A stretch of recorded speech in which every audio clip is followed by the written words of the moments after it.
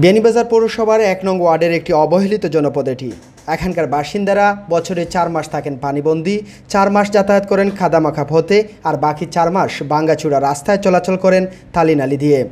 এমন ছক রাখার দুর্ভোগের মধ্যে বছরের পর বছর পার করলেও ভাগ্যের পরিবর্তন হচ্ছে না শ্রীধরা পাখন এলাকার বাসিন্দাদের। খুব কষ্ট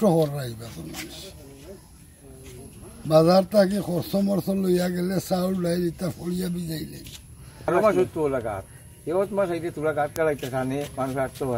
আবার মেঘিয়া করে দিলে আবার গাড়ি গুড়ি কিনতে যায় না, খাইয়া যায় পানি পাইতে ঠেকাইয়া উপায় নাই, আমার নাও দিয়ে আইন। পৌরসভার অন্য বাসিন্দাদের মতো সব ধরনের কর আদায় করলেও নাগরিক সুবিধায় অনেকটা বৈষম্যের শিকার তারা, এমনটা অভিযোগ তাদের। প্রশাসন ও সরকারি মানুষ ও প্রতি বছর আমরা ইয়া দেখা সাক্ষাৎ করে ঠিক আছে, কিন্তু আমরা সরকারিভাবে কোনো জিনিস পাই না বা আমরা রাস্তাঘাট ভালোভাবে নির্মাণ করিয়া দেওয়ার মতো কোনো সুব্যবস্থা নাই। কল্যাণ এক পরিস্থিতির মাঝে বাস করিয়া যে আমরা এই দিন আইয়ালে আমরারও ভয় থাকে, বাচ্চা কাচ্চারও ভয় থাকে, আমরা কোনো বার হইতে পারি না।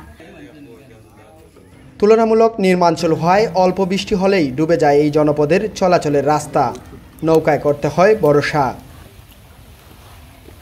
বার্ষার সিজন হয়তো খালি নৌকা যাওয়া যাতায়াত করা, ফুরুতা মুরুতা স্কুলে যাইতে পারেন না, মসজিদেও যাইতে পারেন না। এর বাদে এও তাইলে হয়তো আটু গাড়াবা গেলা একটা আশ্বাস দিছিল, দেওয়ার পরে আমরা কোনো কাজ কাম পাইছি না। রাস্তার অভাবে সামাজিকভাবে অনেকটা পিছিয়ে থাকা এই অঞ্চলের মানুষের দাবি মাটি ভরাট করে রাস্তাটি চলাচল উপযোগী করা। মেহমান একজন আইলে আগে মানে কোনো সুন্দর কোনো ব্যবহার বা কোনো একটা কিছু আমরা পাওয়াই না, মানুষের কাছে খুবই অসম্মানীয় হয়। নদী যাওয়া সেটা খুবই কষ্ট, মানে কি জনজাও যে লইয়া যাইতে আত্মীয় স্বজন আইলে এরারে নাও দি নেওয়া অনেক কষ্ট হয়ে যায়। আমি চাই না আমরা বাচ্চাইতে এই কষ্টগুলো।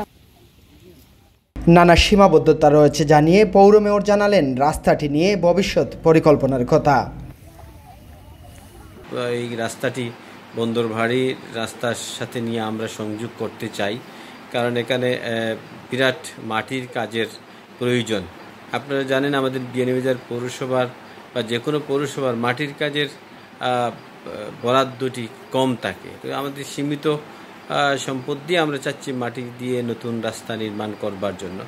তো আমাদের বনবাড়ি রাস্তা যেটি কাঁসাপাকন রাস্তা, এটি আরসিসি দ্বারা মানে এটা আমরা আমাদের পাকাকরণের টেন্ডার হয়েছে, আমরা এটি কিছুদিনের মধ্যেই আমরা কাজ শুরু করব। তার পরবর্তী অংশটুকু আমরা মাটি ভরাটের কাজ প্রয়োজন, আমরা আশা করি শুষ্ক মৌসুমে আমরা সেটিকে যতটুকু পারি আমরা মাটি ভরাটের কাজ করব। পিছিয়ে পড়া এই অঞ্চলের মানুষদের এমন দুঃখ দুর্দশা লাগবে প্রয়োজন পরিকল্পিত উন্নয়ন, আর এই বিষয়টি নজর দেবেন সংশ্লিষ্টরা, এমন প্রত্যাশা ভুক্তভোগীদের। আবু তাহের রাজু, এবিটিভি, বিয়ানীবাজার।